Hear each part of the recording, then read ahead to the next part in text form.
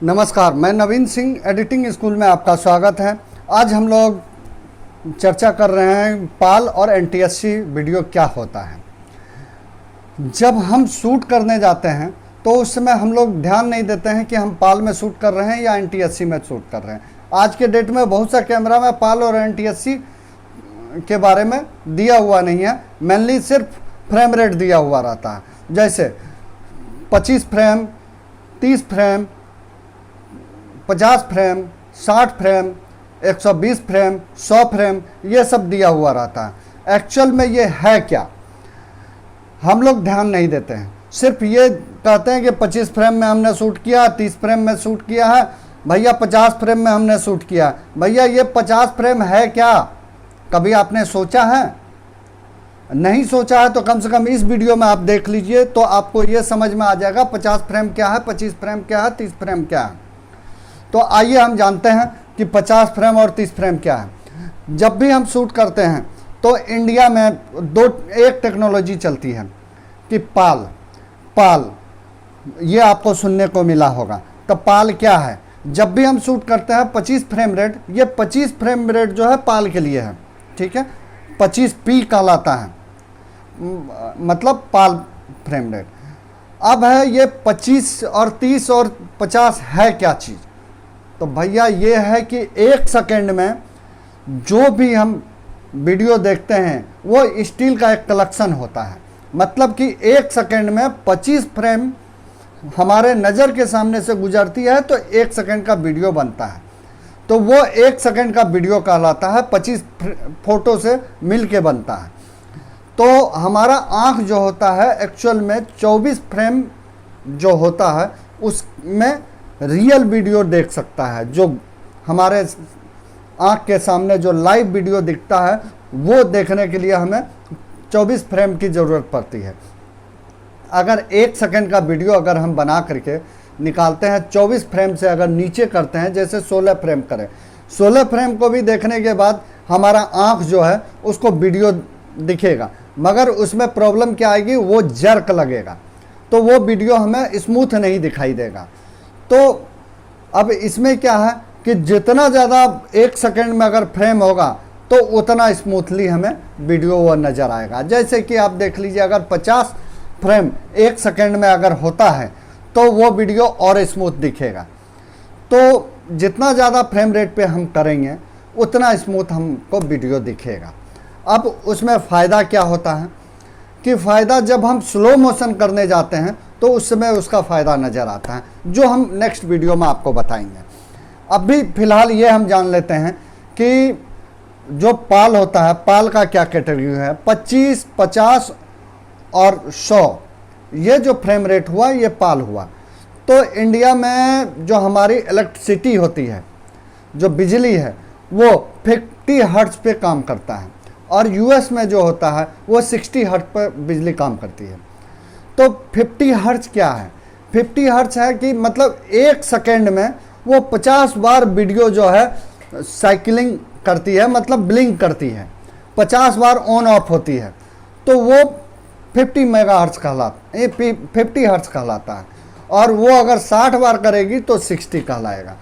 तो हमारा जो इंडिया में जितना भी इक्विपमेंट बना है, चाहे वो टीवी हो, फ्रिज हो, सब कुछ वो 50 हर्ट्ज के हिसाब से बना है, क्योंकि हमारे यहाँ जो इलेक्ट्रिसिटी होता है वो 50 हर्ट्ज पे चलती है, और बाहर में वही इलेक्ट्रिसिटी कई देश में 60 के हिसाब से है। तो हम जो यूज कैमरा करते हैं, तो कैमरा में तो एक्चुअली में हर देश के हिसाब से बना हुआ रहता है। उसमें 60 भी ऑप्शन है, 50 भी है। वो आपको उस पर सेट करना है कि आपको किस हिसाब से करना है। परंतु वही सनलाइट में जब हम काम करते हैं तो सनलाइट में आपको इसकी ज़रूरत नहीं पड़ती है, क्योंकि सनलाइट में किसी भी आप फ्रेम रेट में आप इस्तेमाल कर सकते हैं। सनलाइट में आप 60 यानी कि आप एनटीएससी में भी आप शूट कर सकते हैं, कोई दिक्कत नहीं होगा। सनलाइट में 50 भी करेंगे तो कोई दिक्कत नहीं होगा। एडिटिंग करने में भी दिक्कत नहीं होती है, क्योंकि आज के डेट में जो भी सॉफ्टवेयर है सब में एनटीएससी और पाल दोनों फॉर्मेट उतरता है।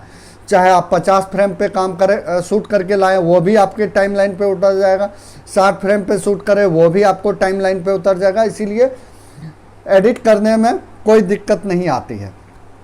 दिक्कत सिर्फ कहाँ आती है, जब हम कहीं भी वेडिंग शूट करने जाते हैं तो नाइट में शूट करते हैं। हमारे यहाँ वेडिंग जो लगभग होती है वो नाइट में ही वेडिंग होती है।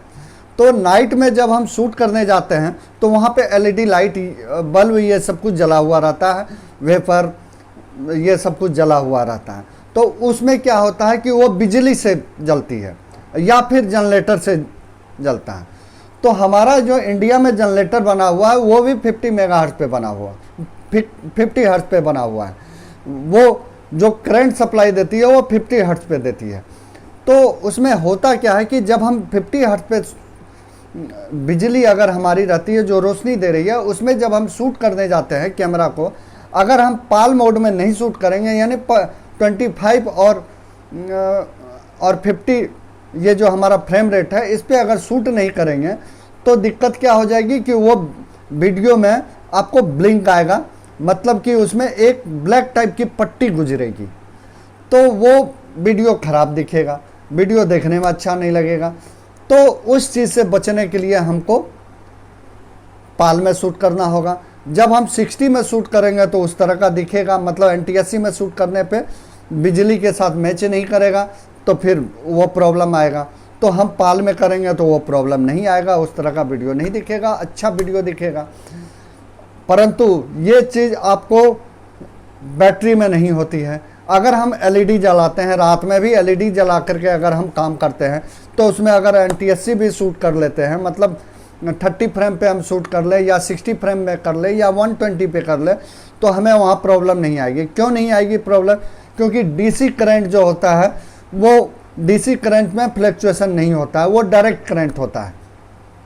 और सिर्फ जो फ्लक्चुएसन होती है वो AC करंट में ही होती है, AC करंट में ही साइकिलिंग होती है।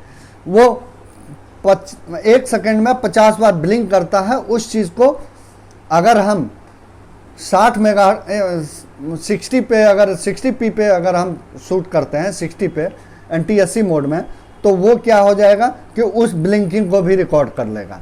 तो इसीलिए हम कोशिश करते हैं कि पाल में ही रिकॉर्ड करें। तो हमारे इंडिया में पाल ही मोड चलता है, तो पाल में ही हम रिकॉर्ड करेंगे तो अच्छा वीडियो क्वालिटी आएगा। और नहीं करेंगे तो जनरली आप मोबाइल में भी शूट करते हैं तो आपको उस तरह का ब्लिंकिंग देखने को आ जाता है। तो इसलिए हम कोशिश करते हैं कि जो भी शूट करें वो हम पाल मोड में करें।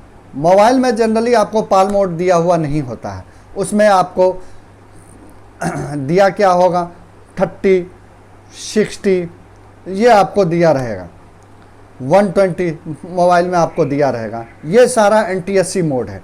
तो NTSC मोड में जब हम मोबाइल से करेंगे तो वो फ्लिकिंग दिखता है, वो वीडियो फ्लिकिंग करने लगता है, वो आपको पट्टी जैसा आने लगेगा। तो उससे बचने के लिए मोबाइल में एक चीज़ दिया हुआ है आपको, एंटी बैंडिंग बहुत से मोबाइल में आपको दिया हुआ रहता है ऑप्शन। आप मोबाइल के कैमरा का सेटिंग में जाकर एंटी बैंडिंग में आप जाएंगे तो उसमें जाकर के आप 50 हर्ट्ज पे आप उसको सेट कर दें तो आपका मोबाइल में भी वो चीज़ नहीं आएगा। और उसमें आपको 60 हर्ट्ज भी दिया हुआ है, ऑटो भी दिया हुआ, ऑटो भी कर देंगे तो भी एडजस्ट कर लेता है मोबाइल। तो इसीलिए आप मोबाइल में भी जिनका प्रॉब्लम आता है वो उस तरह कर सकते हैं। यही चीज़ आज के डेट में जैसे सिनेमैटिक करते समय स्टील कैमरा का यूज करते हैं, स्टील कैमरा में भी बहुत सा कैमरा में आपको 25p, 50p, 100p ये सब कुछ नहीं दिया हुआ रहता है, मतलब कि 50 फ्रेम रेट 100 फ्रेम रेट ये सब नहीं दिया रहता, उसमें 30, 60, 24, 120 यही रहता है। तो वैसा सिचुएशन में कुछ कैमरा में भी वही चीज़ दिया हुआ रहता है कि अगर उसके सेटिंग में जाकर हम अगर 50 हर्ट्ज सेलेक्ट करके उसको अगर दे देते हैं तो NTSC मोड में भी हमारा फ्लिकिंग बंद हो जाता है, वो एडजस्ट कर लेता है। तो इस तरह करने से ये प्रॉब्लम से हमारा निदान आ जाता है। नहीं तो फिर दूसरा ऑप्शन वो है अगर हम स्टील में काम कर रहे हैं तो हम इतना लाइट दे दें, मैनुअल लाइट, मतलब कि हम जो एलईडी लाइट है वो डीसी करंट, उसको हम इतना लाइट बढ़ा दें कि वो हमारा जो इलेक्ट्रिक लाइट है उसको ओवरलैप कर ले, तो वैसा दशा में क्या हो जाएगा, फ्लिकिंग ख़त्म हो जाएगा। तो फ्लिकिंग ख़त्म हो जाएगा तो इजीली में हम शूट कर सकते हैं और अच्छा क्वालिटी उसमें आ सकता है। तो आज आपने ये समझ लिया कि आपको किस मोड में शूट करना है इंडिया में रह के। इंडिया में अगर शूट कर रहे हैं तो ये प्रॉब्लम आपको आएगा ही, दिन में ये प्रॉब्लम नहीं आता है, ये सिर्फ इलेक्ट्रिक लाइट में ही आता है। जो भी कोई इलेक्ट्रिक लाइट में आप अगर शूट कर रहे हैं तो इसमें वो प्रॉब्लम आएगा, और जनरेटर की भी लाइट में ये प्रॉब्लम आएगा। तो इसीलिए इस चीज़ का आप ध्यान रखेंगे तो ये फ्लिकिंग नहीं आएगा। तो आप इस तरह का वीडियो अगर देखना चाहते हैं तो आप कम से कम कमेंट ज़रूर करें कि किस मुद्दा पे आप देखना चाहते हैं, हम कोशिश करेंगे उस तरह का वीडियो आपके पास लाएं। और जिनको इसकी ज़रूरत हो कम से कम उन तक तो आप पहुंचा दें। और आपसे एक और भी शिकायत है कि हमारा वीडियो जो आप देखते हैं, बहुत से आदमी ऐसे हैं जो सब्सक्राइब नहीं किए हैं। कम से कम आपसे रिक्वेस्ट है कि कम से कम सब्सक्राइब कर लें, तो हम जो वीडियो बनाएंगे टाइम पे आप तक पहुंचेगा। नमस्कार, धन्यवाद।